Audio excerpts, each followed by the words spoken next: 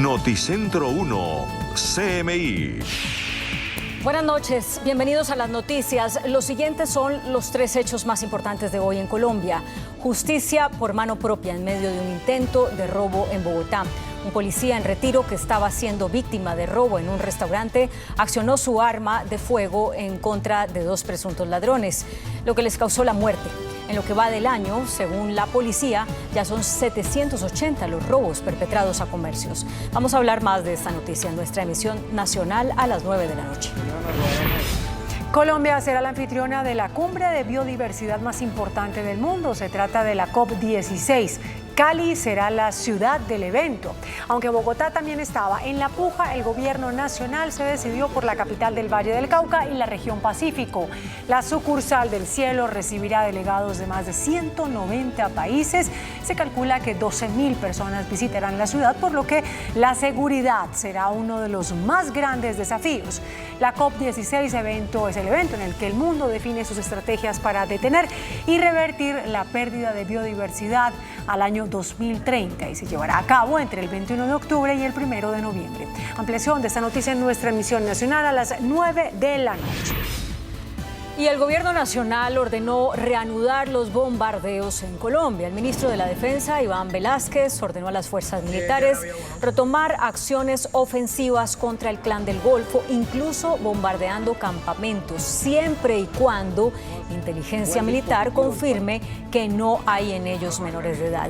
Hablaremos más de esta noticia en nuestra emisión nacional a las 9 de la noche. Las siguientes son las noticias más importantes del mundo hoy. Tras ultimátum de Israel a Hamas revelan que ya hay más de 29.000 muertos en Gaza. Maduro acusa a la ONU de espionaje. Canciller de Rusia llega a Venezuela. Anuncia más apoyo y cooperación con el gobierno Maduro. Canal de Panamá revela que la situación de sequía es insostenible y ya deja multimillonarias pérdidas. Encuesta en Estados Unidos señala a Trump como el peor presidente de la historia. Biden en el puesto 14. Fallo de corte en Estados Unidos señala que los embriones congelados son niños. Putin asciende a funcionario de prisiones tras la muerte del opositor Alexei Navalny. Satélite de más de 2 toneladas caerá a la Tierra mañana. La guerra en Gaza superó los 29.000 muertos palestinos desde su inicio en octubre del año 2023, luego del ataque terrorista por parte de Hamas contra Israel. La guerra entre Israel y Hamas, según el Ministerio de Sanidad de la Franja, deja en total 29.195 palestinos muertos en Gaza y al menos 69.170 personas heridas desde el inicio de la guerra. El primer ministro israelí Benjamin Netanyahu ha prometido continuar la ofensiva. אנחנו מחויבים להמשיך את המלחמה עד שנשיג את כל מטרותיה, שזה אומר חיסול החמאס, שחרור כל החטופים, והבטחה שעזה לא תהווה יותר איום על ישראל. ואין שום לחץ שיכול לשנות את זה. Así, Israel ha señalado que las tropas se trasladarán a la ciudad meridional de Rafah, donde se ha refugiado más de la mitad de los 2.3 millones de habitantes de Gaza, y si los rehenes israelíes que permanecen en poder de Hamas no son liberados antes del comienzo del Ramadán, el próximo 10 de marzo. El presidente Nicolás Maduro acusó de espionaje y conspiración a la oficina de la ONU que expulsó de Venezuela. De repente se transformó en una oficina de espionaje interno, de conspiración interna.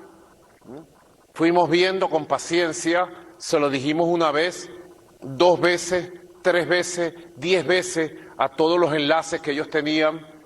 Y luego se transformó en lo que denominamos un bufete, el bufete de abogados de terroristas, conspiradores, golpistas y magnicidas de Venezuela. Esta acusación se da luego de que la semana pasada el gobierno de Maduro ordenara la suspensión de las actividades de la oficina del Alto Comisionado de la ONU para los Derechos Humanos y la expulsión de los trabajadores que la conformaban, tras ser acusados de haberse convertido en un bufet particular de los grupos golpistas y terroristas que permanentemente se confabulaban en el país, dando al personal 72 horas para abandonar Venezuela. Los 13 empleados de la Oficina de Derechos Humanos ya dejaron el país y se encuentran en Panamá para proseguir desde ahí su labor, puesto que la oficina tiene mandato global, por lo que puede continuar monitoreando la situación de los derechos humanos de Venezuela, aunque no tengan presencia fiscal. El canciller ruso Sergei Lavrov fue recibido en Caracas por su par venezolano. Esta visita tiene como propósito fortalecer la cooperación entre Rusia y Venezuela. El ministro de Relaciones Exteriores de Venezuela, Iván Gil, sostuvo una reunión con su homólogo ruso, Sergei Lavrov, donde hablaron de la relación estratégica de los dos países. Мы обменялись сегодня мнениями о том, как мы будем действовать. Есть у нас свои планы, у Венесуэлы тоже есть намерение предпринимать какие-то шаги. Поэтому обмен опытом в этой сфере, конечно же, весьма и весьма полезен. Будем добиваться справедливости. Это вот главное направление, в котором мы работаем. Asimismo, Lavrov afirmó que Rusia está dispuesta a seguir ayudando en el diálogo entre el gobierno de Venezuela y la oposición. Somos dos países víctimas. Se espera que durante esta visita, Caracas y Moscú suscriban un memorándum de entretenimiento de cooperación para contrarrestar las medidas coercitivas unilaterales, según el gobierno de Nicolás Maduro. El Canal de Panamá sigue inmerso en una crisis hídrica que tiene en problemas el comercio mundial. Según las autoridades, se han reportado pérdidas de $700 millones por la sequía en la zona, que está fuera de control. El Canal de Panamá está inmerso en una crisis hídrica histórica, por lo que ha tenido que limitar el número de buques que cruzan cada día. La autoridad del canal ha comunicado que las pérdidas de ingresos solo en lo que va en el 2024 por la crisis están en casi $700 millones, mientras que las proyecciones para el nivel del agua siguen bajando. El problema se mide en pies. El lago Gatún, un cuerpo de agua artificial en la ciudad de Panamá que alimenta el canal, ha pasado de tener un nivel de agua de 88.8 pies a finales del 2022 a solo 81.5 actualmente. Esto es insuficiente para que puedan cruzar 38 buques al día, la capacidad que se veía normalmente. La autoridad del canal está permitiendo el paso de solo 20 buques y podría bajar el máximo hasta 18 en las próximas semanas. Las restricciones han provocado cuellos de botella, retrasos, aumentos de los costos de envío e incertidumbre sobre el futuro del canal, que este año cumple 110 años desde su apertura. Comenzó en Nueva York el juicio contra el expresidente de Honduras, Juan Orlando Hernández, quien fue extraditado a los Estados Unidos en abril de 2022. Fue acusado de participar y proteger a una red que envió más de 500 toneladas de cocaína a ese país entre 2004 y 2022. A cambio, habría recibido millones de dólares de los carteles de la droga, entre ellos el narcotraficante mexicano Joaquín El Chapo Guzmán, condenado ya a cadena perpetua. Martín Moïse, viuda del expresidente de Haití, Jovenel Moïse, fue acusada formalmente de complicidad en el crimen de su esposo. Un juez haitiano la acusó de complicidad y asociación criminal para cometer el magnicidio en 2021. Junto a la viuda están imputadas otras 50 personas, de las cuales 17 son de nacionalidad colombiana. La justicia de Chile ordenó una reapertura de la investigación por la muerte del escritor Pablo Neruda. El tribunal cree que el poeta pudo haber sido envenenado 12 días después del golpe de Estado perpetrado por Augusto Pinochet en septiembre de 1973. La Corte de Apelaciones revocó de esta forma la orden de cierre de la investigación adoptada hace 3 meses por la jueza titular del caso y ordenó reabrir las indagatorias con la realización de nuevo peritaje.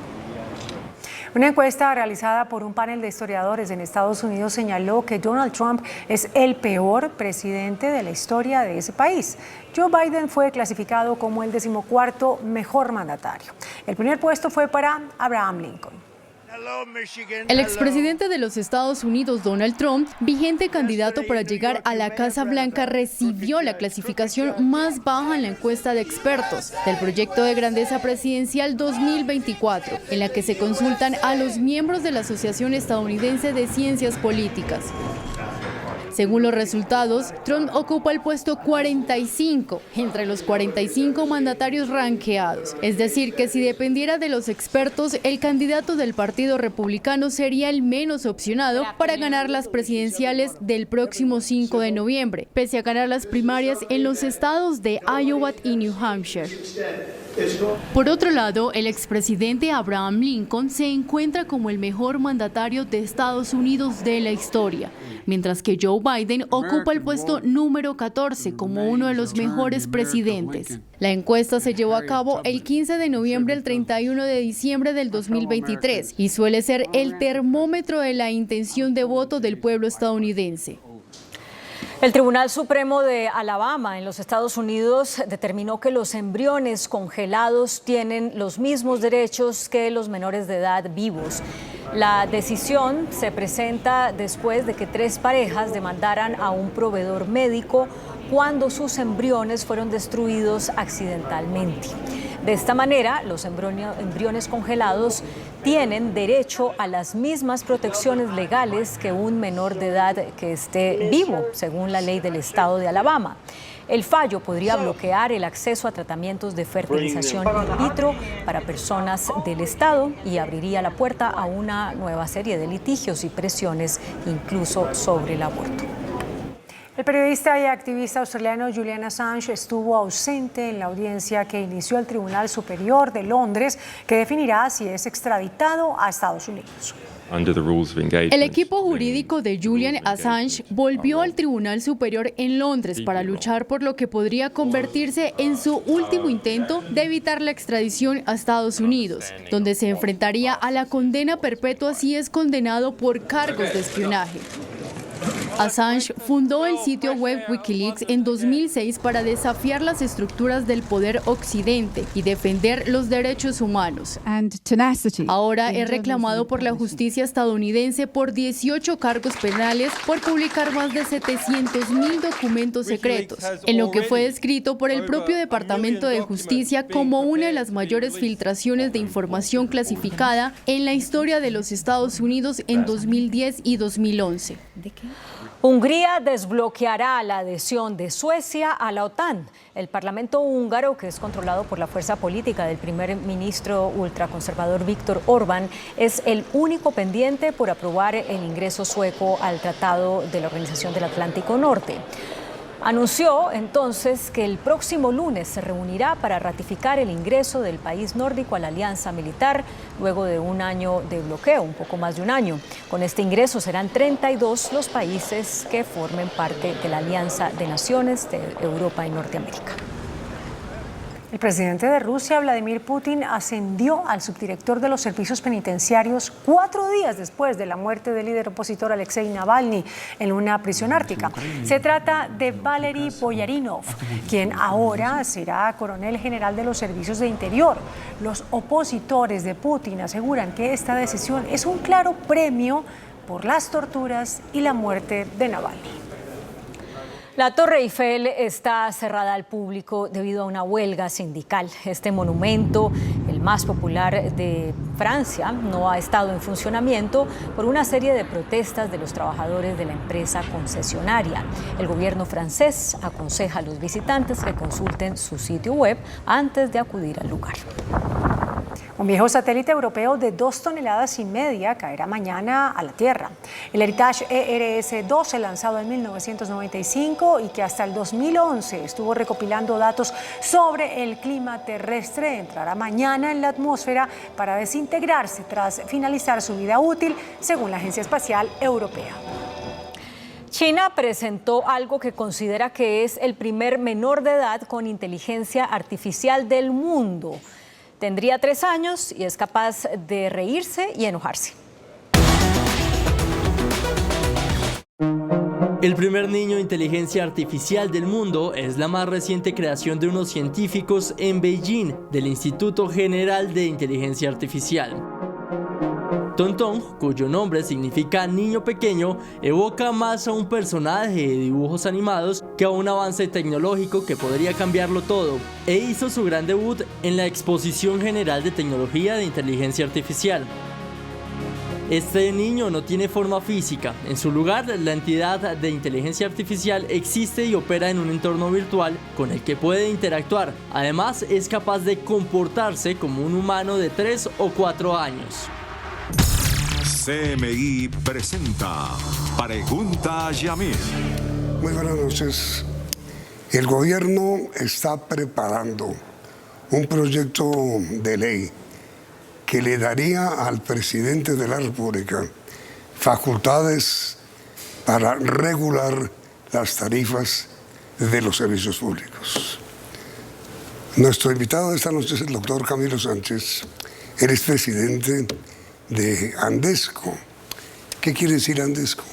Es la asociación que agrupa todas las empresas prestadoras de servicios públicos TIC y TV en Colombia. ¿Qué son cuántas? Son 170 y representan más del 7% del PIB colombiano. Y ahora, ¿qué significa el proyecto de ley en el cual está pensando el presidente? Este es un proyecto donde tenemos todos claros que hay que hacer una actualización. La ley 142 y 143 se hizo después del apagón. Fue en 1994 cuando nos dimos cuenta que era necesario crear toda una infraestructura, además de que la Constitución del 91 le dio un capítulo especial a los servicios públicos. Nosotros nos dimos cuenta que tenemos que hacer la actualización, pero lo que no se tiene que hacer es cambiar lo que esté funcionando. ¿Nosotros quiénes? Todos los colombianos que hemos visto la importancia de tener servicios públicos para nivelar socialmente la economía y el país. Hoy tenemos casi coberturas universales en cada uno de los servicios, mientras que en 1994 estábamos muy lejos de la realidad que hoy tenemos. ¿Los servicios públicos en Colombia son públicos o privados? Pues fíjese que la gran transformación fue abrir en esa ley que pudieran ser públicos, privados y mixtos. Eso fue muy importante porque la competencia hizo mejorar el servicio. Antes los servicios públicos eran el premio de consolación de los partidos políticos, de los políticos. Le entregaban el acueducto, la energía, diferentes temas a la política. Hoy tenemos gobiernos corporativos, hoy tenemos técnica y hoy tenemos unos servicios verdaderamente envidiables en toda Latinoamérica. Mejor dicho, antes las tarifas se manejaban a través de gerentes políticos. Exactamente. Y era muy peligroso porque usted podía hacer populismo y muchas de esas empresas se quebraron porque se llenaban de funcionarios que no necesitaban o otras cosas. Bajaban las tarifas para ganar votos en un momento determinado. Hoy no es así. Hoy tenemos unos entes técnicos fundamentales. La CRA, lo que tiene que ver con agua potable y saneamiento básico. Comisión de Regulación de Agua. De agua. Y la CREG, Comisión de Regulación de Energía y Gas, que es fundamental y ha sido uno de los grandes pilares para poder tener la técnica por encima de la política y separar esos dos mundos. Y, a ver, hombre, entonces, ¿qué quiere el presidente de la República al anunciar que va a insistir en el proyecto que le da él facultades para manejar servicios públicos, a pesar de que el Consejo de Estado ya tumbó el decreto anterior que perseguía lo mismo? Exactamente, eso es lo que le decimos al presidente. Presidente, usted tiene hoy dos ventajas. La primera, no se pone en riesgo usted porque tiene unos entes técnicos que toman las decisiones fundamentales de este proceso, pero adicionalmente esas personas que están ahí conocen el ABC de todo el sector. Es muy importante. Hoy el presidente de la República tiene mayorías absolutas, tanto en la CRA como en la CREG. Pero no hay nombramientos. Exactamente, esa es la otra petición que le hacemos. En la CREG, de los 6 funcionarios que tiene que nombrar, solamente ha nombrado 4, uno solo en propiedad y le faltan 2. Hay que nombrar mujeres y gente que esté en el sector de gas para que podamos tener esa junta directiva que le sirve al gobierno y que es mayoría de él. El ministro de Minas y Energía es el presidente de la CREG. Además está el ministro de Hacienda, está Planeación Nacional y con voz sin voto el superintendente de Servicios Públicos. Parecería, esa es una interpretación personal, no sé, parecería, doctor Sánchez, que la idea del presidente es la de controlar las tarifas, porque según opinión de él, y supongo que de sus asesores, las tarifas son excesivas. Yo le quiero decir que hay una coyuntura. Estamos en este momento en el fenómeno del Niño. Y ese fenómeno del Niño, además de la guerra de Ucrania, ha tenido implicaciones muy importantes en la tarifa de energía y gas. Pero esto es transitorio. Nosotros hemos demostrado que lo que se requiere hoy por parte del Estado es hacer inversión para que entren las fuentes que no han entrado, de energía eólica y solar, lo que tiene que ver con la parte hidráulica, porque lo que necesitamos es mayor cantidad de oferta. Cuando hay más oferta, no sube el precio. Hoy tenemos más demanda que oferta y por consiguiente están subiendo los precios. Hoy le decimos al presidente que tomar decisiones coyunturales es peligroso y que bajar la tarifa diciendo que lo va a hacer a través de una ley es también algo que no se va a lograr en el día de hoy. ¿Por qué? Porque una ley se demora 6 meses, 8 meses o un año. O sea que el problema de hoy de la tarifa no se soluciona con un proyecto de ley. ¿Y el presidente qué dijo?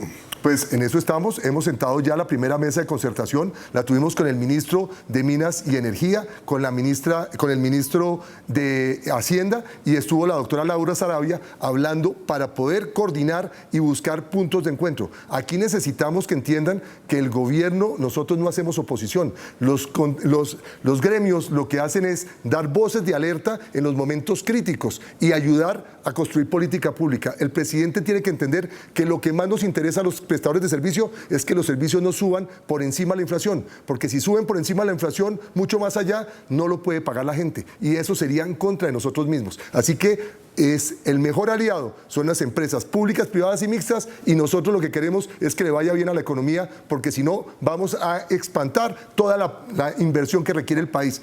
El apagón se dio porque hubo falta de inversión en el país en los años 90. Hoy no queremos que se repita hacia el futuro esa falta de inversión y que se vaya para otros países. A ver, doctor Sánchez, dos cosas. La primera,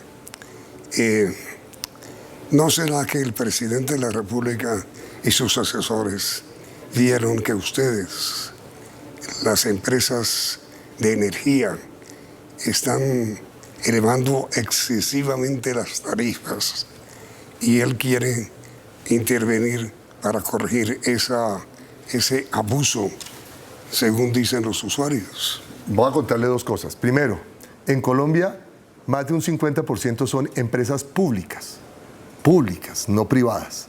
Eso es muy importante que lo entendamos. Bogotá es privado, ¿no? Hay mixta.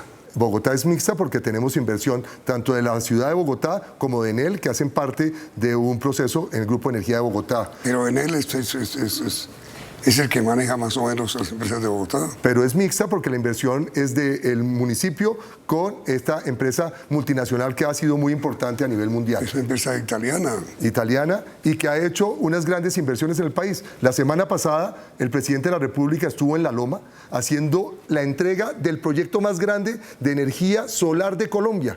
Y lo hicieron los privados, o los mixtos más bien. Y esto es muy importante que se reconozca porque es lo que se requiere. Igualmente, la CREC, la gente piensa que, como usted lo dijo, los gerentes ponen los precios que se le va a poner a las tarifas. Eso no es así.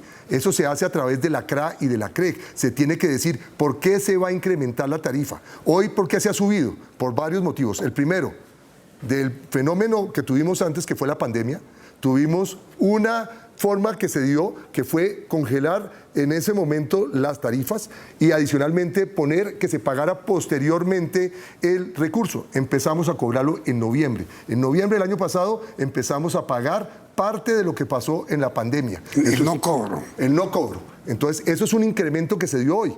Hoy, ese es un tema muy importante que se entienda. Dos, que las gerencias no ponen el valor de las tarifas, lo ponen a través de estos entes, la CRA y la CREC. Y más importante aún, que esto es un mercado de oferta y demanda. Por eso estamos pidiendo que se hagan muchas inversiones, porque si tenemos mucha más inversión y tenemos muchos proyectos de energía eólica, hidráulica, solar, vamos a tener muchos menores precios porque va a haber más oferta que demanda.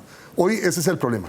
Pero mire, doctor Sánchez, si el gobierno tiene mayoría en la CREC y no nombra a sus representantes, y tiene mayoría en la CRA y no nombra a sus representantes, ¿cómo entiende usted que siendo eso así, en la CREC número 1, titular, y ahora así diga acéfalo, o encargados, ¿cómo entiende usted entonces que el presidente proyecte presentar esa iniciativa al Congreso si lo puede hacer a través de las comisiones? Eso es lo que le venimos repitiendo todo el tiempo. En la CRA ya nombró, para que seamos justos, todos los 4 funcionarios que están en propiedad.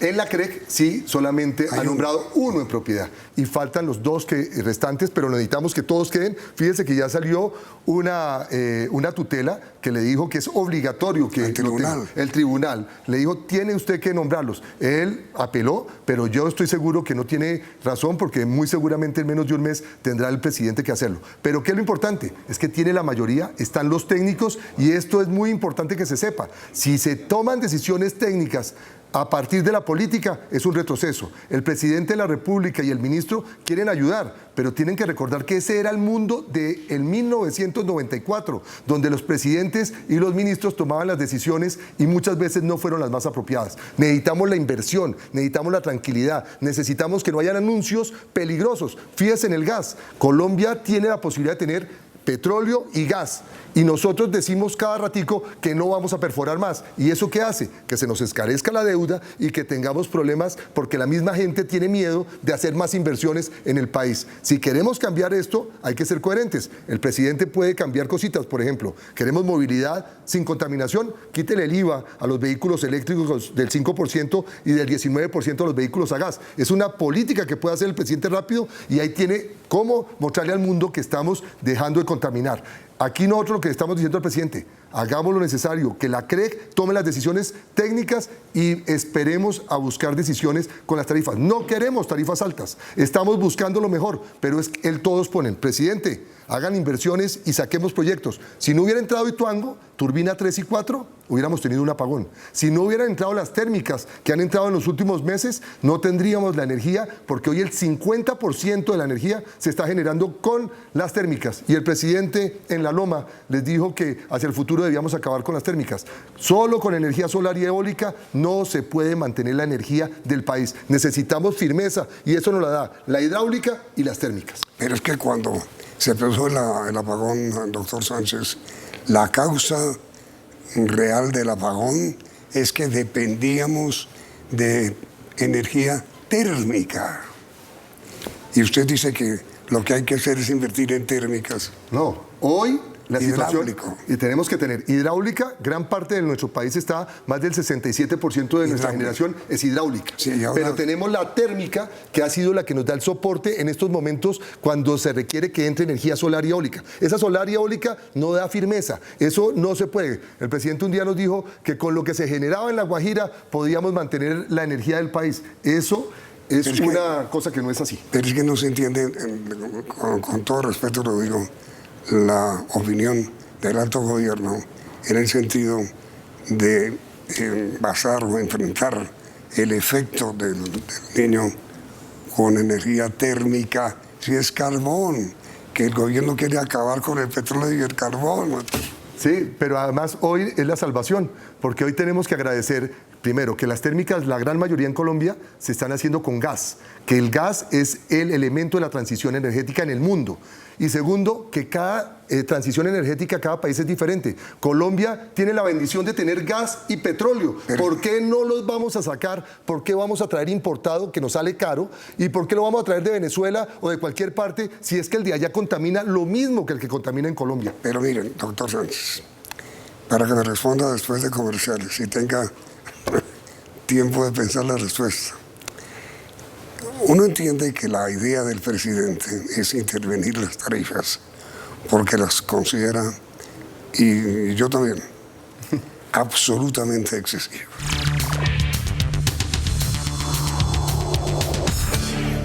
Entonces le pregunto, doctor Sánchez, ¿es posible hoy bajar las tarifas de la energía en Colombia?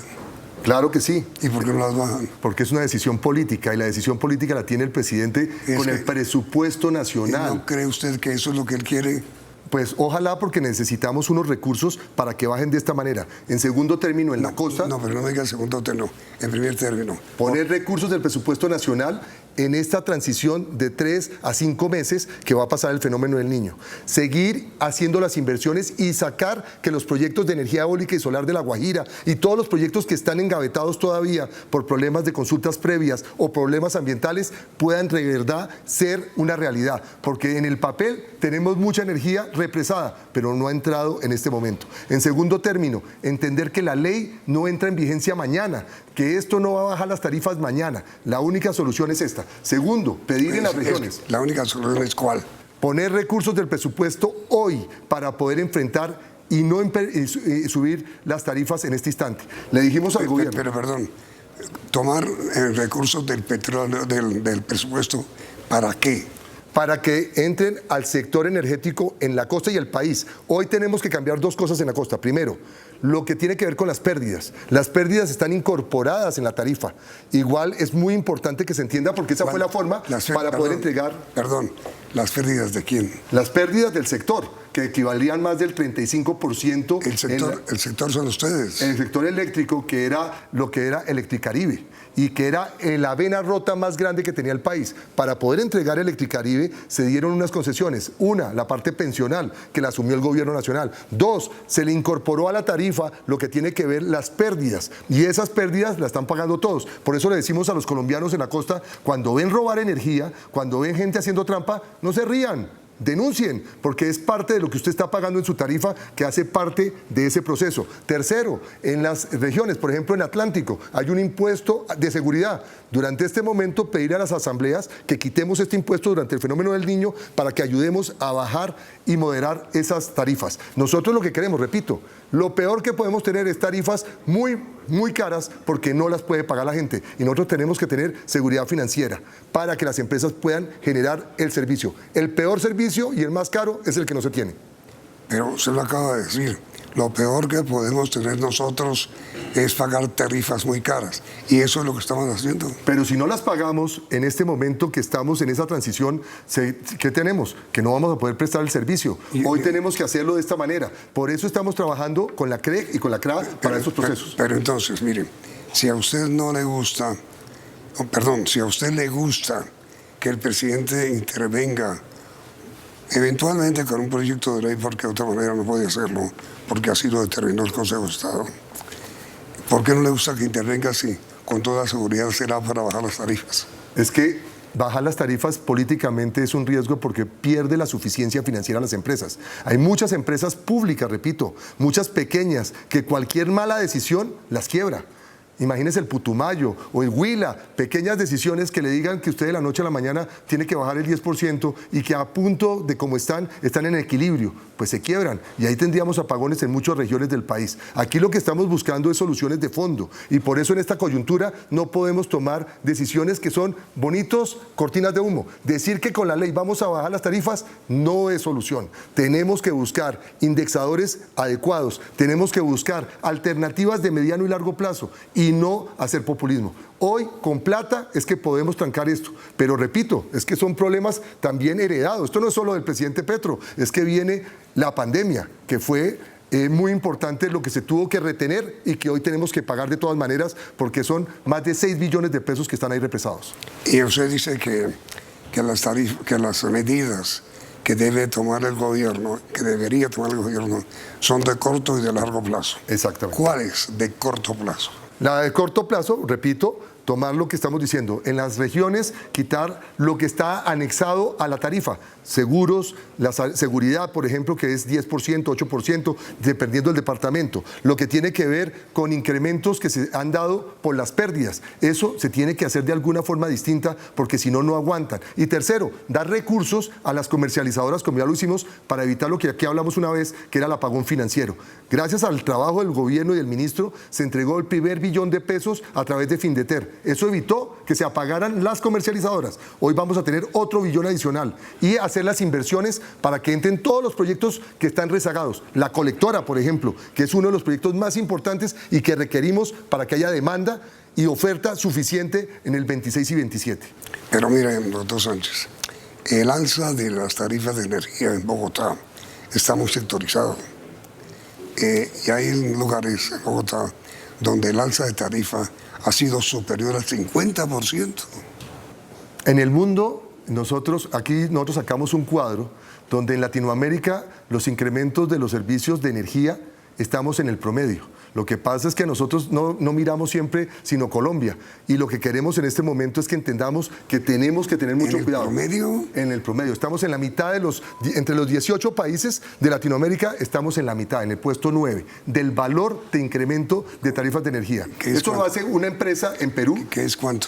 No, el valor que estamos en este momento, que hemos tenido, los incrementos que hemos tenido. ¿Qué es lo que estamos buscando hoy? 50%. Y acuérdense de otra cosa, aquí tenemos subsidios. Estrato 1, 2 y 3 está subsidiado por usted, estrato 5 y 6, para poder ayudar a esas familias. Tenemos que sacar a todos los colados. Hay muchos colados que están recibiendo subsidios que no merecen. Y eso es lo que tenemos que hacer hacia el futuro, y que uno de los que acaba de salir del gobierno en Planeación Nacional estaba haciendo un proyecto para que esto se pudiera hacer a mediano y corto plazo. Mejor dicho, lo que usted está proponiendo es que la gente de estratos 1, 2 y 3 pague.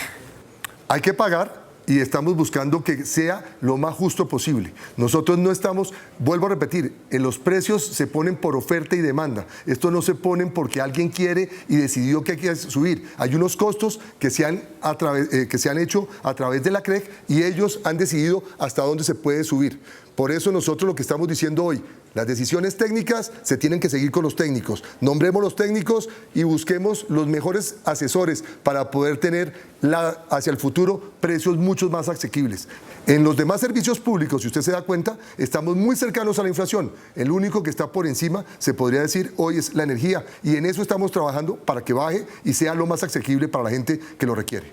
Pero a usted no me parece absolutamente injusto que la gente con menores ingresos en Bogotá, por hablar de Bogotá, pero le puedo hablar de Medellín y de Cali y de Barranquilla, que la gente con menores ingresos tenga que pagar más por servicios? Claro que nos parece injusto, y estamos tan preocupados que por eso estamos haciendo estudios y entregándoselos al gobierno para que revisemos temas. Ejemplo, si no tenemos que importar gas y tenemos gas colombiano, es mucho más barato, y el gas bien utilizado en las térmicas pues va a tener unos menores costos. Eso ayudaría a bajar el valor de las térmicas. Pero estamos importando gas. Estamos importando gas. ¿Pero por qué? Porque la decisión fue política. El presidente decidió que no queremos tener más yacimientos de petróleo y hacer mayor explotación de gas. Tenemos el gas necesario, hagámoslo. Nosotros en el mundo contaminamos el 0.6%, muy poquito. Podemos desaparecer y no cambiamos la vida del mundo. Así que nosotros lo que estamos diciendo es: ojo con los anuncios,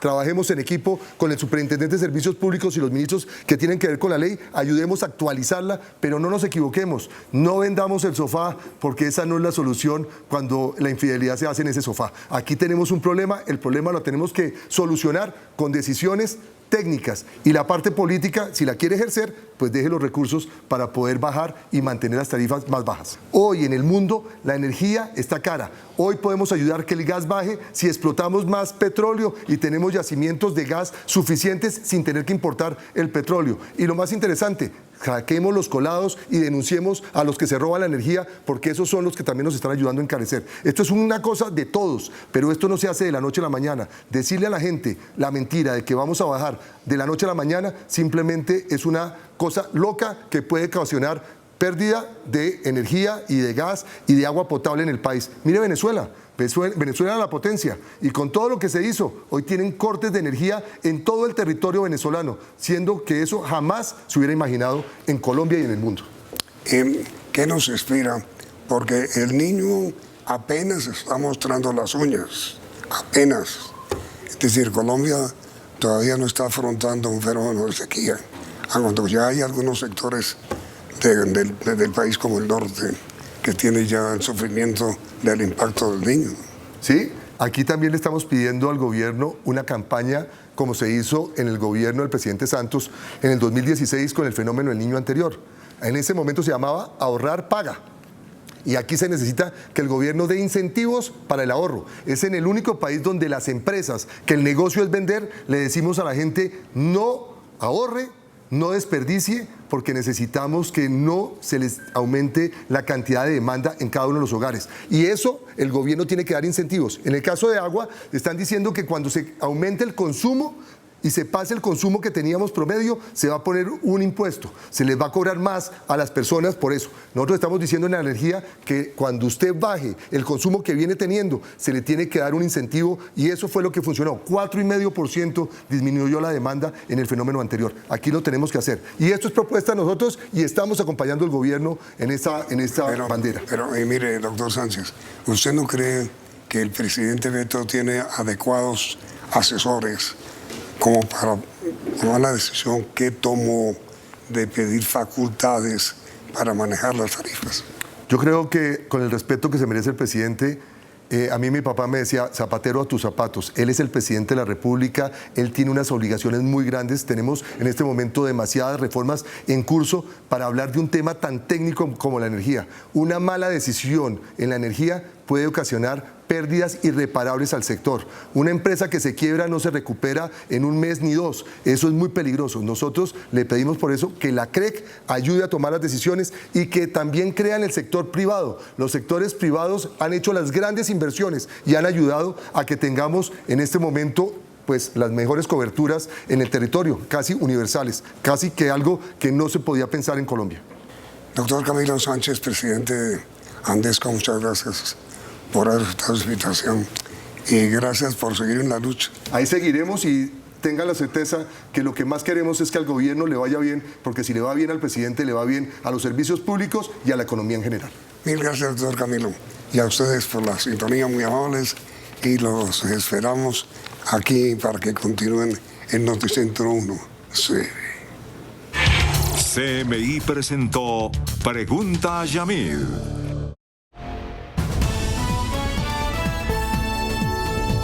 Noticentro 1, CMI. ELN congela conversaciones de paz. Comunicado del Comando Central de la Guerrilla dice que el proceso está en crisis. Frustran asalto a restaurante en Bogotá. Abatidos los 2 atacantes. Uno de los clientes es un policía retirado armado. Presidente de los restaurantes apoya acción de policía retirado. Regresan bombardeos al Clan del Golfo. Cumbre Mundial de Medio Ambiente en Cali. ¿Qué es COP16? Iniciamos nuestra segunda hora de noticias. Un policía en retiro frustró un atraco masivo en un restaurante del sur de Bogotá. 2 presuntos delincuentes que se movilizaban en una moto fueron abatidos en medio de estos hechos. En videos quedaron registrados. Atención a estos videos de cámaras de seguridad. Es el momento exacto en el que un policía en retiro, que había sido víctima de robo de su cadena de oro, ataca con un arma de fuego a los 2 presuntos ladrones. Sobre las 14:30, 40 horas aproximadamente tuvimos conocimiento de un hecho que sucedió en un establecimiento comercial en un asadero aquí en el barrio Santander. El reloj marcaba las 2:30 de la tarde cuando cae el primer asaltante. Sería la persona que le quitó su cadena y salió corriendo. Entra un presunto delincuente, perfila a algunos comensales, amenaza con un arma de fuego a los mismos y allí había uno de ellos que tenía también un arma de fuego y en ese forcejeo se presenta un intercambio de disparos. Se ve en la imagen al policía en retiro, quien no duda en disparar también contra la otra persona que esperaba al otro sujeto en una motocicleta. Donde el presunto delincuente lo lesionan y cae en la parte exterior donde fallece. Allí queda con esa arma de fuego. Posteriormente llega una motocicleta, al parecer el que iba a recoger a este presunto delincuente abalanza la moto contra la víctima y la víctima vuelve y dispara contra esta persona, quien más adelante se estrella contra un vehículo que se encontraba parqueado. Las autoridades confirmaron que esta motocicleta usada para el robo tenía placas adulteradas. Serían los mismos responsables de otros robos a establecimientos en Bogotá. Se encuentra allí un arma de fuego, una motocicleta de alto cilindraje con placas borrosas e igualmente 4 celulares. Se le encuentra uno de ellos de mediana y grande, de mediana y alta gama. El policía en retiro se encontraba dentro de un restaurante cuando llegaron a robar el establecimiento. El hecho se presentó en el barrio Santander, en la localidad de Antonio Nariño, en Bogotá. Desde el gremio de restaurantes apoyaron el accionar del policía en retiro que abatió a los 2 delincuentes cuando ingresaron a atracar a un grupo de comensales. Desde el gremio de restaurantes mostraron su respaldo al hombre que abatió a 2 presuntos delincuentes la tarde de este martes en el sur de Bogotá. tiene mi total respaldo como presidente del gremio y como ciudadano. Yo creo que las personas que no nos dedicamos a hacerle daño a los demás, nos asiste el derecho a la legítima defensa. Estamos viendo que la confianza que se han tomado los delincuentes ha llegado al punto de andar armados sin problema, no importa si es a plena luz del día o en la noche. Asegura que estos actos delictivos están afectando las ventas de los restaurantes. Hay una afectación en términos de reputación porque se genera una sensación de la inseguridad alrededor de restaurantes cuando la afectación concreta es de la ciudad entera. No han cesado los casos de atracos en vehículos, en la calle, en el ingreso de los hogares de las personas. Solicitan a las autoridades mayores garantías para que los ciudadanos puedan defenderse de los delincuentes. Creo que es un momento en el cual la ciudadanía bogotana y la colombiana en general clama por herramientas para que los ciudadanos nos podamos defender. Esperan que el trabajo articulado con las autoridades empiece a dar mejores resultados. Abogados penalistas defendieron el actuar del policía en retiro. Afirmaron que se trató de un caso de defensa personal. Penalistas se refirieron a este caso de justicia por mano propia. Es un caso donde se dan todos los requisitos de la legítima defensa. Estamos ante una afectación, una amenaza a los bienes jurídicos de la vida, a la integridad personal y el patrimonio económico de quienes estaban en ese restaurante. Sin embargo, penalistas dejan claro que este hecho resultará en una investigación para el policía en retiro. Tenemos que preguntarnos si el robo de una cadena es válido, es proporcional, que tenga como consecuencia la pena de muerte. Y la respuesta es claramente no. Es por ello que este ciudadano, sin lugar a dudas, va a enfrentar una investigación penal. ¿Actuó la víctima de robo en defensa propia? Es un caso típico de legítima defensa. Existieron igualdad de armas y el ataque fue una protección al bien jurídico tutelado vida, el cual estaba en riesgo de todos los comensales que se encontraban en ese restaurante. En este caso, estimamos que el derecho penal no debe actuar y que es una reacción propia de la legítima defensa. Cifras de las mismas autoridades dan cuenta que en lo corrido 2024 se han perpetrado en la capital del país 780 robos a establecimientos. Solo han sido capturadas 3 personas. Por su parte, FENALCO Bogotá propuso la conformación de frentes de seguridad y un trabajo articulado con la policía para hacerle frente a los asaltos a restaurantes. Desde FENALCO Bogotá aseguran que los trabajos con las autoridades están marchando para hacerle frente a la inseguridad en Bogotá. Apoyarnos en la tecnología, pero debe ser una cosa coherente, porque muchas veces encontramos que hay establecimientos comerciales que, por ejemplo, tienen botones de pánico, pero no están conectados a las autoridades, no están conectados a la policía. Entonces, obviamente, el efecto no es lo que se está buscando. Eso sí, la dirigencia es enfática en que la denuncia de cualquier acto delictivo es clave para apoyar a las autoridades. Y de nuevo, denunciar. Hay que continuar con las denuncias. Muchas veces uno no se siente tranquilo porque piensa que las denuncias no llegan a ninguna parte, pero esto al final termina generando lo que hoy se está buscando. Los frentes de seguridad articulados con la policía siguen siendo una alternativa clave para los comercios.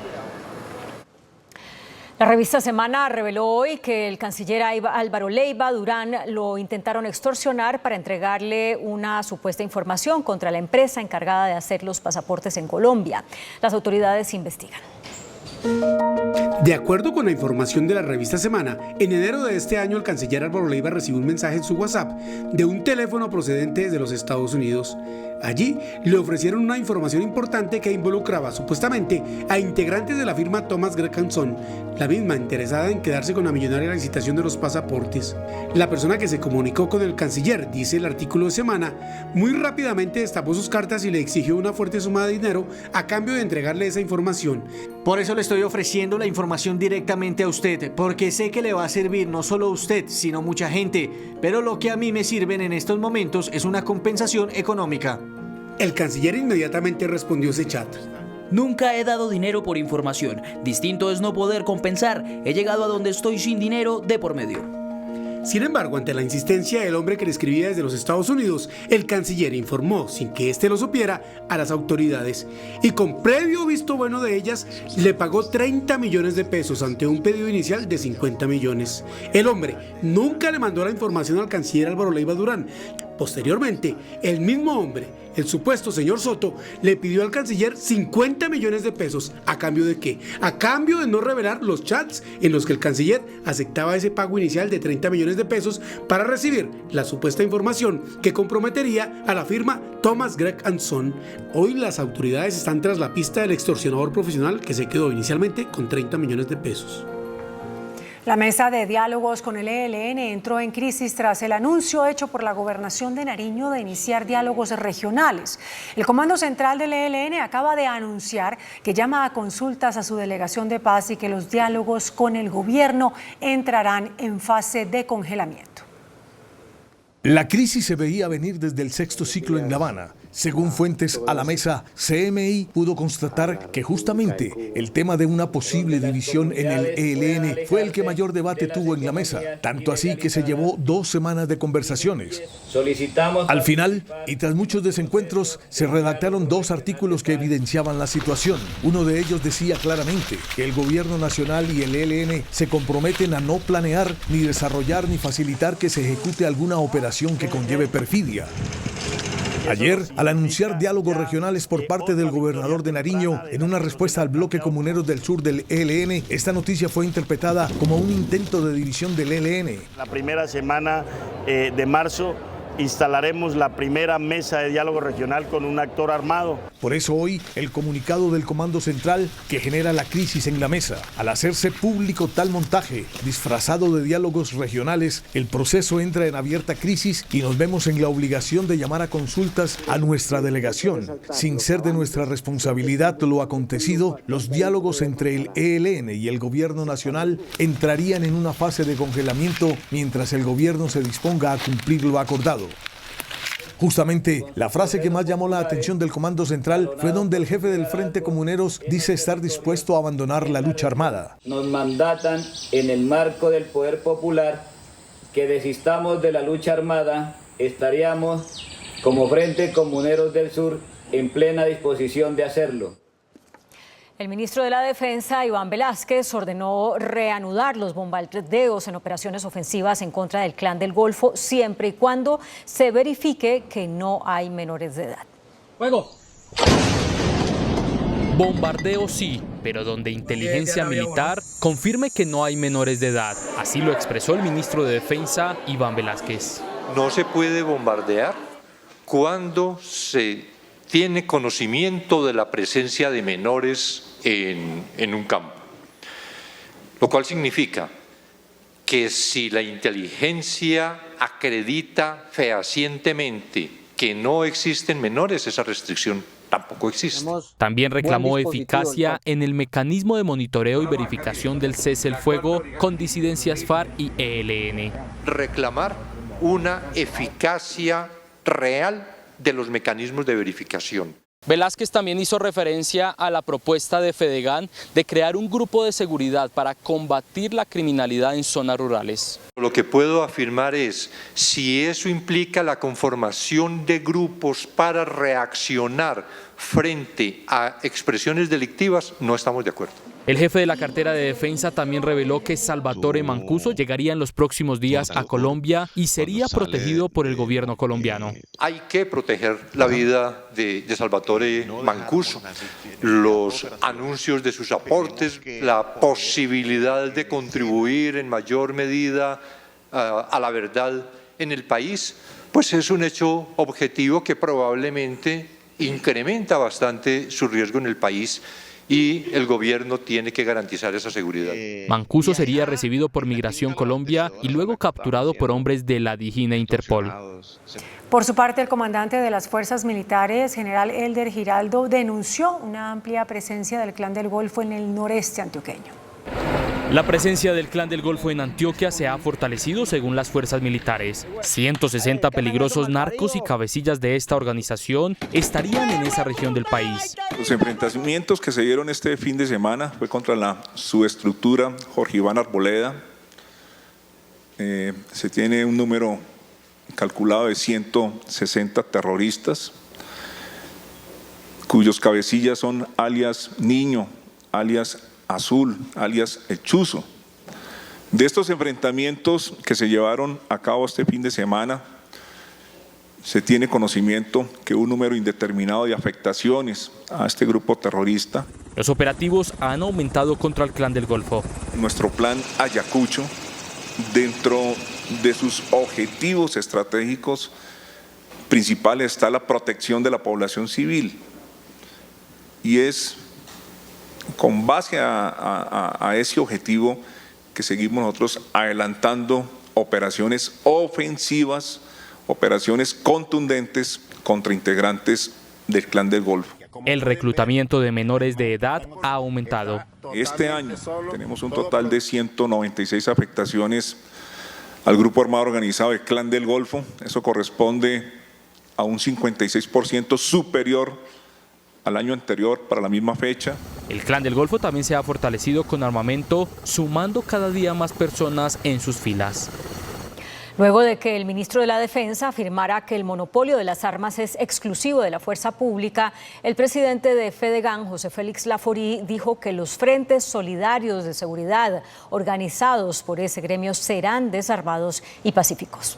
El presidente de Fedegan, José Félix Laforí, justificó la creación de frentes solidarios de seguridad por parte de los ganaderos y dijo que la delincuencia se ha tomado buena parte del territorio nacional. El control del territorio hoy en grandes zonas del país es por parte de los bandidos. Un buen día dijo el ministro de Defensa que el tema de la criminalidad había desbordado a la fuerza pública. Lo que hay es que revertir esos procesos. El dirigente descarta uso de armas por parte de estos frentes y dijo estar dispuesto a discutir su estrategia con el presidente Petro y con el ministro de la Defensa. Por supuesto, y con el presidente de la República. Porque lo que no puede terminar por suceder es que mientras que los bandidos promueven movilizaciones, la gente decente no podamos tener un mecanismo diferente a esperar que nos asalten en un restaurante para que la fuerza pública llegue tardíamente. Por su parte, la Iglesia Católica propuso un corredor humanitario ante la crisis que se vive por los combates entre el Clan del Golfo y el ejército en Segovia, Antioquia.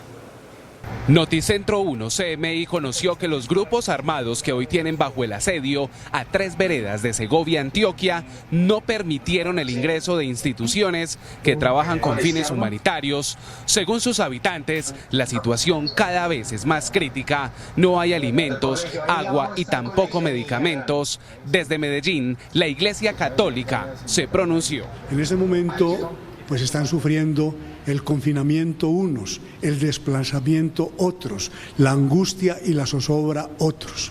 El arzobispo de Medellín, Ricardo Tobón, le hizo un llamado al Clan del Golfo para que se permita abrir un corredor humanitario y se detenga la guerra en este municipio del nordeste antioqueño. Un corredor humanitario que permita que lleguen alimentos y medicinas a las personas que están más afectadas, desfavorecidas y necesitadas en este momento. La diócesis de Santa Rosa de Osos, con presencia en este territorio, también hizo un llamado para que se detenga el conflicto.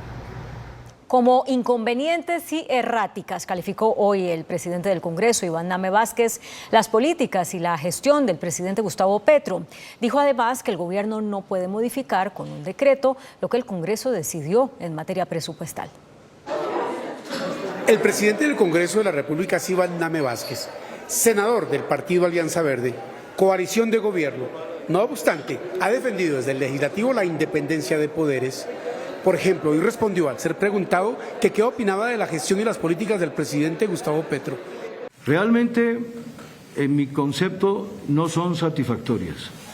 Han sido erráticas e inconvenientes.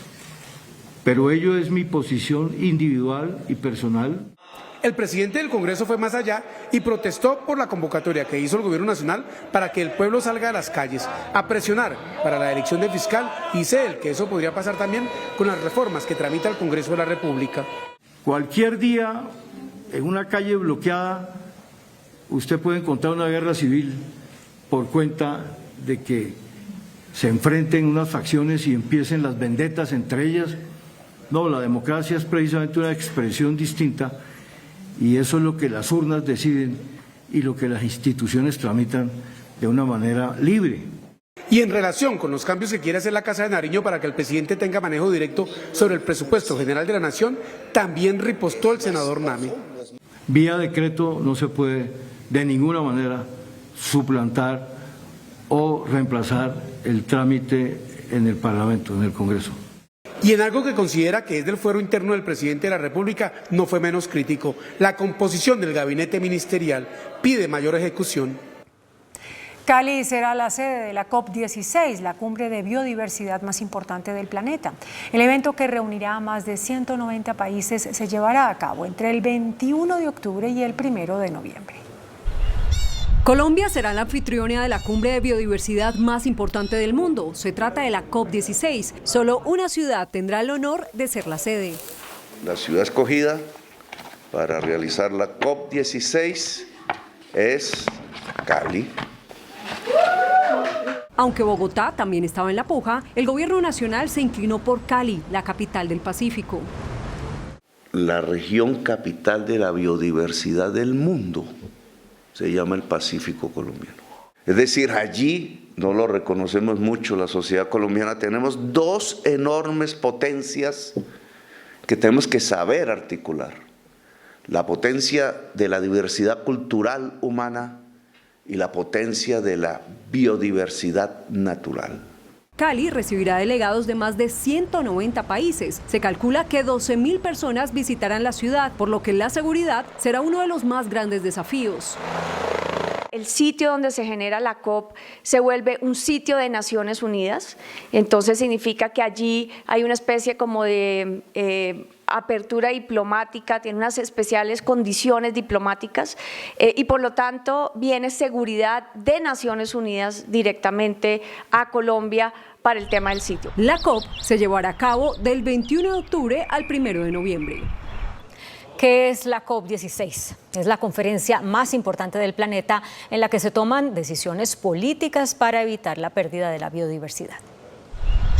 La COP16 es el espacio de discusión sobre biodiversidad más importante del planeta, en el que los líderes más influyentes toman decisiones políticas para evitar la extinción de los ecosistemas y de los seres vivos. Si la naturaleza colapsa, la sociedad colapsa. Países como Canadá, México, Argentina e Indonesia han sido anfitriones de esta cumbre, que por primera vez se hará en Colombia, el segundo país más biodiverso del planeta. Ser anfitriones como Colombia de la discusión sobre cómo cuidamos la naturaleza y qué significa la naturaleza para la posibilidad de supervivencia en este siglo de estas y las próximas generaciones es una discusión fundamental. La apuesta del gobierno nacional es que en esta COP los países con más diversidad del mundo, como Colombia, tengan mayor peso en las discusiones globales. Los países que tienen alta biodiversidad hoy no tienen unos beneficios claros en el mundo geopolítico de esa biodiversidad cuando estamos prestándole al mundo unas funciones ecosistémicas para la supervivencia de todos. Hay una desigualdad.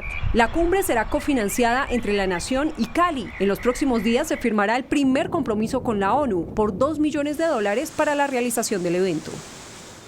Y las autoridades anunciaron un plan de inversiones para preparar a Cali ante la llegada de los asistentes a la COP16.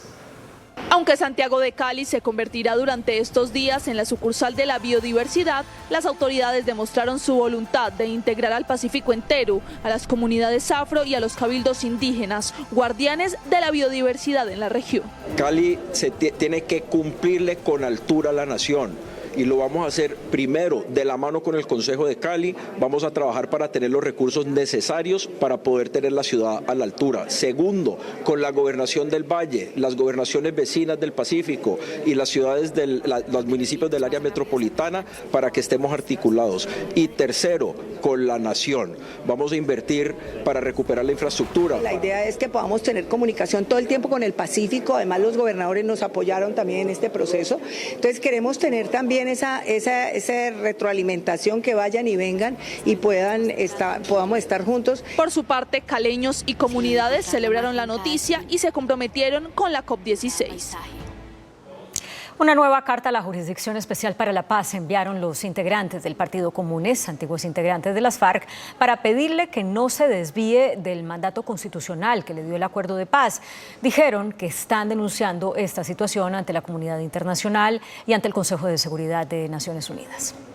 Es la segunda carta que envía el jefe de las extintas FARC, Rodrigo Londoño, a la JEP. El mensaje de advertencia es el mismo. Compromiso jurídico internacional del Estado para cumplir textualmente ese acuerdo. Y por eso estamos diciendo que la JEP no puede seguir interpretando la autonomía e independencia que debe tener como tribunal en una potestad de modificar unilateralmente un acuerdo que le pertenece ya hoy en día a al Consejo de Seguridad. Advierten que de continuar la actitud de la JEP, muchos de los que hoy le apuestan a la paz podrían terminar nuevamente tomando las armas. No se intente modificar una justicia restaurativa que fue considerada y es considerada como un ejemplo en el mundo. No hay antecedente de cierre de un conflicto en que las partes no se pongan de acuerdo para crear un tribunal y comparecer voluntariamente ante él. Y por eso nosotros insistimos en que la JEP no puede pasar de ser una jurisdicción para la paz a convertirse en un factor de presión para que los firmantes de paz terminen buscando nuevamente el camino de las armas. La situación ha sido puesta en conocimiento del Consejo de Seguridad de la ONU y ante los países garantes y acompañantes del acuerdo de paz. Y el presidente de la Jurisdicción Especial para la Paz, Roberto Vidal, respondió al líder del Partido Comunes, Rodrigo Londoño, diciéndole que la JEP no está poniendo en riesgo la seguridad de los excombatientes. Haciendo un análisis. En las últimas horas, el presidente del Partido Comunes le envió una carta al presidente de la JEP, cuestionando un acto que habrá mañana sobre las amnistías de iure concedidas a exintegrantes de las FARC. Según Timochenko, dichas amnistías tendrían una imprudente divulgación de datos de manera pública, una indiscreta divulgación de datos sensibles que constituirían una amenaza inminente para la seguridad y el bienestar de los firmantes. El presidente de la JEP rechaza esa versión. Por supuesto que no. Lo que vamos a mostrar es más bien unas herramientas que le van a permitir a las personas, a los firmantes del acuerdo, estabilizar aún más su situación. Vidal advierte que lo que divulgarán mañana no atenta contra la seguridad de quienes firmaron la paz. De ninguna manera atentan y más bien lo que ofrecieron fue unas amnistías que se hicieron. Estos son decretos del 2018 que fueron un pilar muy importante de los acuerdos y la JEP los está recuperando para los comparecientes y para la opinión pública. El gremio de la CPS y la Contraloría llegaron a un acuerdo para que las entidades promotoras de salud le envíen a ese ente de control información sobre las reservas técnicas que poseen. Este martes, la presidenta de ASEMI, Ana María Vesga, aseguró que las cifras presentadas por la Contraloría sobre la situación financiera de las EPS son confusas. Este informe de la Contraloría, por ejemplo, da cuenta de que solo 5 EPS cumplen y que la reserva la reserva invertida apenas asciende a $1 billón de pesos. No entendemos cómo puede haber una diferencia, por ejemplo, en ese dato tan importante de 5 billones de pesos, de más de 5 billones de pesos. Luego de una reunión de la dirigente gremial en la Contraloría, se llegó a un acuerdo. Nos pidieron que les enviáramos por escrito las diferencias metodológicas que estamos encontrando en esos cálculos y sobre eso el compromiso de ellos de convocar una mesa de trabajo para hacer la revisión de cómo están calculando ellos los indicadores. Desde las EPS del régimen subsidiado también realizaron un llamado urgente para revisar especialmente los giros de la UPC y presupuestos máximos. La Procuraduría realiza un seguimiento a más de 1.2 billones de pesos que giró el gobierno para infraestructura hospitalaria y de los que no se tiene registro de inversión. En las últimas horas, el expresidente Gaviria calificó de ligero y superficial el informe de la Contraloría que asegura que 16 EPS no cumplen con los requisitos legales para operar en el país. Respeto al expresidente Gaviria y a todos los expresidentes que se preocupan por temas del país, pero esta entidad se pronuncia sobre lo que la ley establece. La Contraloría generalmente cuando produce fallos o informes genera mucha controversia, pero eso no es una preocupación que le asista a la Contraloría por 2 razones. En este caso, primero porque las cifras con las que se construyó este informe las entregó completamente las diferentes CPS, lo que significa de que si la información no es cierta, ahí había una falsedad en documento. Pero a las críticas de Gaviria hoy se sumó otra del gobierno, concretamente del director de la Administradora de los Recursos del Sistema de Salud ADRES, Félix León Martínez, que aseguró que hay una imprecisión en el reporte sobre los presupuestos máximos, es decir, sobre los servicios y tecnologías en salud no financiados con cargo a la UPC. Hemos dicho que, como lo dijo la Corte, los presupuestos máximos tienen unas deudas que el gobierno tiene que pagar por 3 billones de pesos. No sé de dónde viene el otro billón, no sé de dónde vienen las cuentas, 2 billones de pesos, que es lo que vamos a pagar en estas semanas que vienen. Esa es la única deuda que yo reconozco, porque no tengo más registradas en los estados contables. Son esos 2 billones y se van a pagar en las próximas semanas, de modo que aquí no quedamos al día. Esperamos que las EPS se pongan al día también con las IPS. La Fiscalía General de la Nación abrió una investigación por las presuntas irregularidades en la contratación de 40 carrotanques de agua para La Guajira que no han cumplido su función. El ente acusador abrió una investigación y la Procuraduría y la Contraloría, por su parte, han desplegado inspecciones para determinar por qué se pagaron 46.800 millones de pesos para 40 carrotanques que no han dispensado ni una sola gota de agua en La Guajira. Frente a las denuncias realizadas en medios de comunicación y fuentes abiertas de información respecto a la compra por parte del Gobierno Nacional de 40 carrotanques que operarían para emergencias en el departamento de La Guajira, la Fiscalía General de la Nación aperturó investigación para determinar si existen irregularidades para favorecer a un contratista y otros posibles hechos contributivos de delito alrededor de este tema.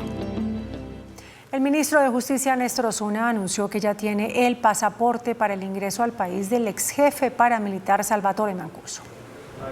Al concluir el foro Arbitraje en Materia Tributaria en la Cámara de Comercio de Bogotá, el jefe de la cartera de Justicia sostuvo que desde la semana anterior el gobierno viene trabajando para el ingreso al país del ex jefe paramilitar Salvatore Mancuso. Ya se tiene listo el pasaporte para su arribo a territorio nacional. Se va a lograr las relaciones de colaboración judicial entre Estados Unidos y Colombia pues han venido funcionando. Este es un ejemplo más de cómo funcionan y sí, se expidió el pasaporte, ya está previsto un sitio de reclusión para el momento en el que arribe. El gobierno se comprometió a tomar las medidas necesarias para garantizar su seguridad.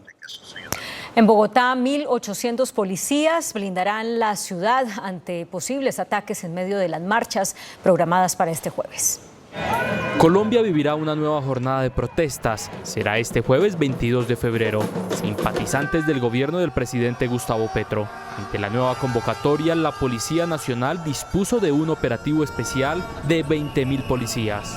Nosotros entramos en alistamiento de segundo grado a partir de mañana y en primer grado a partir del día jueves. Ya se han realizado unas videoconferencias con todos los comandantes a nivel nacional en aras de recopilar información que nos permita evidenciar cuántas personas y cuántas organizaciones van a salir a marchar. Esperamos que de manera pacífica. En Bogotá se blindará el Palacio de Justicia. Venimos trabajando con las distintas entidades en garantizar la seguridad de ese día en alrededores de la Corte Suprema. Tendremos cierres viales por la carrera octava, por la calle 12B, por la calle 12. Medellín, Cali y Bogotá, las ciudades donde hay mayor convocatoria. En medio de la controversia con organizaciones ecologistas, el gobierno reiteró hoy que la pesca indiscriminada de tiburones está prohibida y anunció un paquete de medidas para controlar esa práctica. La directora de la Autoridad Nacional de Pesca, Karen Mejía, anunció la expedición de una nueva norma que endurece los controles y las sanciones a quienes practiquen la pesca ilegal de tiburón y raya en el territorio colombiano. La Autoridad Nacional de Acuicultura y Pesca está listando un paquete de medidas para la ordenación, administración, control y vigilancia del recurso capturado incidentalmente de tiburones y rayas marinas bajo la competencia de la autoridad. En la norma se busca prohibir la pesca de tiburones y rayas marinas. No se permitirá el uso de cable de acero o alambre en las faenas de pesca. Se prohíbe el aleteo y se impide también el uso de especies como carnada. Sí, la idea es que sigamos trabajando de forma conjunta con Armada Nacional, Guardacostas, todas estas entidades involucradas para combatir, prevenir y desalentar el flagelo de la pesca ilegal, no declarada y no reglamentada en el país. Las sanciones van desde revocatoria de licencias de pesca hasta multas por más de 3.900 millones de pesos. El Consejo Electoral citó a versión libre al exgerente de la campaña presidencial de Gustavo Petro y actual presidente de Ecopetrol, Ricardo Roa, para que explique los gastos de campaña. La diligencia de versión libre se adelantará el próximo 26 de febrero ante los magistrados del Consejo Nacional Electoral, quienes indagarán a Roa sobre el manejo de las cuentas de la campaña de Gustavo Petro. La defensa de la campaña del presidente Gustavo Petro reitera que las cuentas son transparentes. Estamos trabajando sobre la contabilidad, los recursos recibidos, los gastos decretados, aprobados y efectuados, y vemos con optimismo la resolución del tema. El Consejo Electoral investiga una serie de vuelos que se hicieron en campaña de Petro, sobre los cuales se indaga la veracidad de las cuentas reportadas por Ricardo Roa ante la autoridad electoral. Un juez negó la petición de la Fiscalía para ordenar la captura internacional del ex subdirector de Prosperidad Social, Pierre García. Según el juez, el exfuncionario debe defenderse en libertad de los señalamientos de las autoridades sobre corrupción en millonarios contratos estatales. La Cámara de Representantes estudiará un proyecto de ley que busca sancionar a los pasajeros que agredan a los trabajadores del sector aeronáutico. Con el proyecto de ley se busca sancionar a las personas que agredan física o verbalmente a los trabajadores aéreos. Sobran casos de pasajeros que han golpeado, amenazado, incluso quemado a los trabajadores de las aerolíneas y al personal tripulante durante los vuelos comerciales. Entre las sanciones se contemplan multas económicas, así como restricciones para impedir que los agresores utilicen durante meses o años los servicios aéreos. Multas, dependiendo de la gravedad de la agresión que haya habido en este caso, y también la posibilidad de suspender temporalmente la posibilidad de que ese pasajero pueda acceder al transporte aéreo en esa aerolínea. El proyecto tiene el apoyo de la bancada del gobierno. El secretario de Seguridad de Bogotá, César Restrepo, respondió a los concejales por la ola de inseguridad en la capital y también le hizo un llamado de atención a la ciudadanía. Después de ser citado numerosas veces al Cabildo Distrital, el secretario de Seguridad respondió a las acusaciones recibidas por la ola de inseguridad que atraviesa la capital. Cuando un hecho violento o criminal ocurre, ya perdimos como sociedad. No perdió el secretario de Seguridad. No como cuando he oído comentarios dicen es que usted es un inepto, usted es un incapaz, usted en 38 días no cambió una ciudad que venía en un ritmo de violencia, lo volvió a un lugar violento. No, señores, yo no les tengo que decir mentiras. No tengo capacidades sobrenaturales. Le hizo también un llamado a la ciudadanía a aportar su granito de arena para enfrentar a la delincuencia. Al menos 5.000 llamados fueron por conflictos de ruido en los barrios. 5.000 llamados que pudieron ser utilizados para capturar a los extorsionistas de esta mañana. Cerró agradeciendo al Consejo por la preocupación mostrada durante las últimas semanas al tema de seguridad. El Gaula de la Policía rescató a 2 maestros de construcción que fueron secuestrados en Huasca, en Cundinamarca. Secuestradores que operaban en el municipio de Huasca, departamento de Cundinamarca, fingieron contratar a 2 maestros de construcción para realizar una obra. Luego fueron privados de su libertad y les exigieron altas sumas de dinero a sus familiares. Una vez arriban al supuesto lugar, son interceptados por 2 delincuentes, los cuales los intimidan con armas de fuego. Posteriormente los someten, los amordazan con unos zunchos y filman unos videos los cuales los hacen llegar a sus familiares. La oportuna denuncia ante las autoridades logró la liberación de estas 2 personas.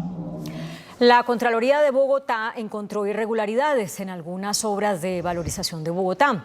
Fueron 13 los hallazgos con presunta incidencia fiscal por más de 5.150 millones de pesos en la ejecución de 8 obras financiadas con recursos de valorización que no fueron ejecutadas en los plazos establecidos. Algunas de ellas son la avenida Rincón con avenida Boyacá y los andenes de la parte norte de la localidad de Chapinero.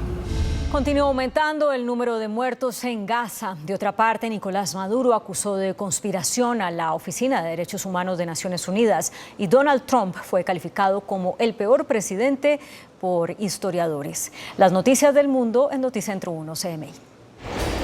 Los más de 3 meses de guerra entre Israel y Hamas, según el Ministerio de Sanidad de la Franja, deja en total 29.195 palestinos muertos y al menos 69.170 personas heridas desde el inicio del estallido del conflicto armado. Mientras tanto, el primer ministro israelí Benjamin Netanyahu ha prometido continuar la ofensiva hasta la victoria total contra la organización palestina. El presidente de Venezuela, Nicolás Maduro, acusó de espionaje y conspiración a la Oficina del Alto Comisionado de Naciones Unidas para los Derechos Humanos, que operó en el país hasta la semana pasada, cuando el gobierno suspendió sus actividades y expulsó al personal. El expresidente de los Estados Unidos, Donald Trump, candidato para llegar nuevamente a la Casa Blanca, recibió la clasificación más baja en la encuesta de expertos del Proyecto de Grandeza Presidencial 2024, en la que se consultan a los miembros de la Asociación Estadounidense de Ciencias Políticas. Según los resultados, Trump ocupa el puesto número 45 entre los 45 mandatarios ranqueados. El alcance de las reformas laboral y pensional fue cuestionado hoy en un largo debate que adelantó la Comisión Tercera del Senado y al cual acudieron los ministros de Hacienda, Ricardo Bonilla, y de Trabajo, Gloria Inés Ramírez. Comisión Tercera del Senado realizó un debate sobre las reformas pensional y laboral. Intervinieron varios actores del sector. Entre más bajo sea el umbral que pasa al pilar de régimen de prima media, al pilar contributivo de régimen de prima media, más alto, más bajo va a ser el ahorro nacional. Con la transición demográfica, que es un hecho, eso no es por gusto, no es si nos parece, que es un hecho, cuando usted tiene un umbral de 3 salarios mínimos, lo que está diciendo es que está trayendo al 85% de la población y la está poniendo en ese sistema, en un sistema que no es sostenible. El impacto fiscal, y esto atenta contra la sostenibilidad de cómo está el proyecto hoy, hace que la deuda pensional, el pasivo pensional, suba en 86 puntos porcentuales del Producto Interno Bruto. La ministra del Trabajo defendió las reformas, tanto la laboral como la pensional. Es que de la informalidad tenemos 4 millones de empresas unipersonales. Y el ministro de Hacienda diagnosticó lo que está ocurriendo con el sistema, que dijo, el pensional está haciendo agua. Eso significa que cuando uno compara qué es lo que va a pasar de aquí a 10 años, es que van a llegar a pensionarse poco más de, son 4 millones que están allí, van a llegar a pensionarse poco más de 1,5 millones, pero el 65% de esas personas van a pedir pensión en Colpensiones. Que usted nos diga que en los últimos 10 años la gente se pasa a Colpensiones, que porque el mercado lo definió porque es mucho mejor Colpensiones que los fondos privados y no hay competencia desleal. Hombre, o es mala fe o usted es ignorante, hombre, por favor. El citante, el senador Juan Pablo Gallo, considera que la reforma tal como está no resuelve los inconvenientes para lo cual fue planteada.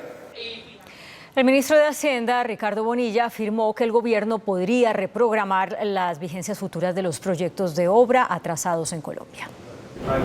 El jefe de la cartera de Hacienda explicó que la medida del gobierno busca informar de primera mano al presidente de la República el estado de todos los proyectos. Según el funcionario, el propósito del proyecto de decreto es garantizar la buena destinación de los recursos. La inquietud del presidente es que hacia atrás los presidentes por lo general quedan desinformados de los movimientos que se hacen y él quiere estar informado. No se descarta reprogramar vigencias futuras o la entrega de recursos a proyectos que no están andando. Podría reprogramarse en función de que si la obra está atrasada, no tiene ningún sentido que me pidan que gire recursos cuando la plata está ahí represada. El ministro Bonilla insistió que el gobierno busca que los recursos y sus vigencias futuras realmente cumplan su función. Ya hemos encontrado algunos proyectos en los cuales hay la plata encerrada en fiducias y la obra no existe. El pronunciamiento fue hecho durante un foro en la Cámara de Comercio de Bogotá. El presidente de la Asociación de Empresas de Servicios Públicos y Comunicaciones, Andesco, Camilo Sánchez, advirtió que el presidente Petro tiene 15 días para designar a los expertos de la Comisión de Regulación de Energía y Gas o podría incumplir un fallo del Tribunal de Cundinamarca. El dirigente gremial recordó que el primer mandatario solo tiene 15 días para nombrar a los expertos que integran la CREC. En este caso yo creo que el presidente lo va a cumplir, porque si no sería un desacato, y la ley es para cumplirse. O sea, yo creo que en eso no va a haber duda que tiene que nombrarlos. Además es la ayuda para él, es la mejor junta directiva que tiene técnica. Sánchez también se pronunció sobre el revolcón que prepara el gobierno para regular los servicios públicos. Sacar todos los colados que tenemos para que no se lleven los recursos los que no tienen que estar, que denunciemos las personas que están robando la energía, porque esa energía, por ejemplo, en la costa está incluida en la tarifa, que está incorporada en el momento que se hizo el arreglo con Electricaribe entre Aire y Afinia, que son los prestadores en este momento. El líder gremial hizo un llamado para escoger los mejores perfiles en la Comisión de Regulación de Servicios. La Unidad de Planificación Rural reportó un crecimiento de más del 19% en el abastecimiento y oferta de alimentos en las centrales de abastos. El Boletín de Abastecimiento de Alimentos de la Unidad de Planificación Rural reportó un crecimiento en la oferta durante enero del presente año al pasar de 505.000 a 605.000 toneladas, que representa un alza del 19,7%. El aumento en el abastecimiento en las centrales de abastos del país se da en gran parte de los productos como cereales y granos con un alza del 50%, mientras los procesados crecieron 25,5% y los tubérculos, donde está la papa, 22,2%. Le siguen lácteos y huevos con 19,7%, frutas 19,6%, verduras y hortalizas 10,9% y carnes con el 8,3%. Este es uno de los mejores resultados después de la pandemia y noticias positivas para la inflación hoy en 8,34%, ya que la mejor oferta de alimentos garantiza la estabilidad de precios hacia el cierre del año. Las ciudades con el mayor ingreso de alimentos fueron Tunja, Sincelejo, Medellín, Manizales y Valledupar. Bogotá ocupa el 10º lugar con el 14,1%. Francisco Ospina Ramírez es el nuevo director de la Agencia Nacional de Infraestructura. Ospina Ramírez es ingeniero mecánico, estuvo al frente de la Aerocivil en calidad de encargado y reemplaza a Jacqueline Barbanti, quien estaba al frente de la ANI en calidad de encargo. El índice de capitalización de la bolsa, que mide el comportamiento de las 25 principales acciones, cerró al alza. El índice selectivo MSCI Colcap de la Bolsa de Valores de Colombia bajó 2,07% a 1.245 puntos. La acción ordinaria de Bancolombia fue la que más subió, con una valorización de 5,23% a 32.200 pesos. La acción que más bajó fue la de Canacol Energy, con una pérdida de 5,79% a 15.940 pesos. La acción preferencial de Bancolombia fue la más negociada de la jornada al movilizar más de 50.000 millones de pesos con una variación positiva de 5,13% a 30.720 pesos. El dólar cerró a la baja. Indicadores económicos en Noticentro 1, CMI. La tasa representativa del mercado que regirá para mañana miércoles será de 3.912 pesos con 97 centavos. Los profesionales del cambio compran la divisa en promedio entre 1.760 pesos y la venden entre 1.820 pesos. Un euro cuesta 4.230 pesos con 90 centavos. La libra de café en Nueva York se cotizó a $1.86 centavos. El azúcar se transó en 22,80 centavos de dólar la libra. El barril de petróleo WTI se cotizó en $77.16 centavos.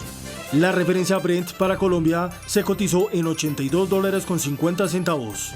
Una acción de Ecopetrol cuesta 2.280 pesos. Tenemos noticia al cierre. Hace pocos minutos las fuerzas militares confirmaron otro ataque del Clan del Golfo en Segovia, Antioquia.